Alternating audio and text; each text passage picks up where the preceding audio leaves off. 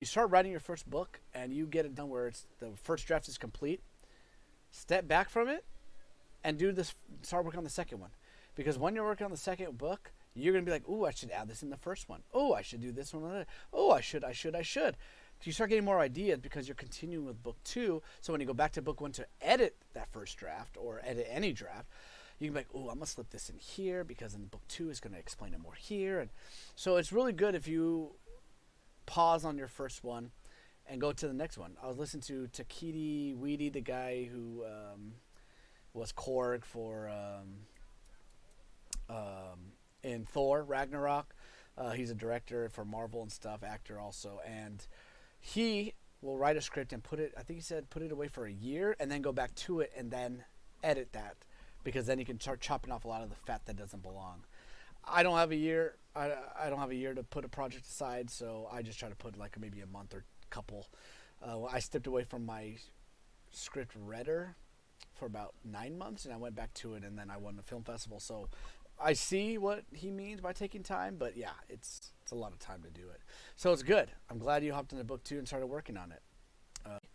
It's done when you say it's done. Even if you get an editor that says you should edit certain ways, remember it's your book, and if you want to leave it the way it is, you can. They're taking it from the point of view of them editing and getting people published and stuff like that. But guess what? It's your story. You don't have to change anything in there that you don't want to. If you want it to be a certain way, then you can leave it that way. If you have it in third person, someone says it'll sound better in first person because you want to hear from their point of view. That's good opinion, but guess what? It's your story. You can do however you want. And that's what I try to tell everybody when they first write, when they come to me to edit and stuff like that, is, dude, it's your story. If you don't want to change it, these are just options for you to change it. I'll do grammatical changes. I'll do punctuation for you. Those you need changed, but I will not change the core of your story. What I do is I put notes on the side and say, hey, highlight this. This is what I think it should be.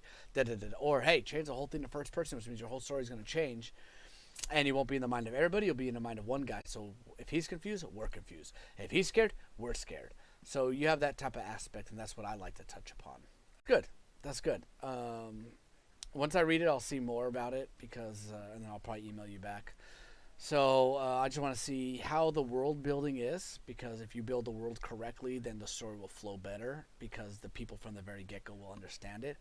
Or you have it where people don't understand the world, and that's the point. You want to keep them kind of like, whoa, what's happening here? Whoa, what's doing this? What's doing that?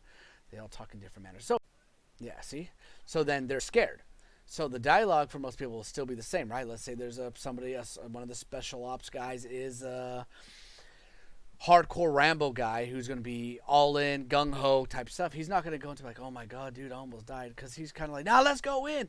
Unless he was shot, hurt, and then he's like, oh, I don't know why I did that. Then he's kind of like, okay, his dialogue changed because now he's scared.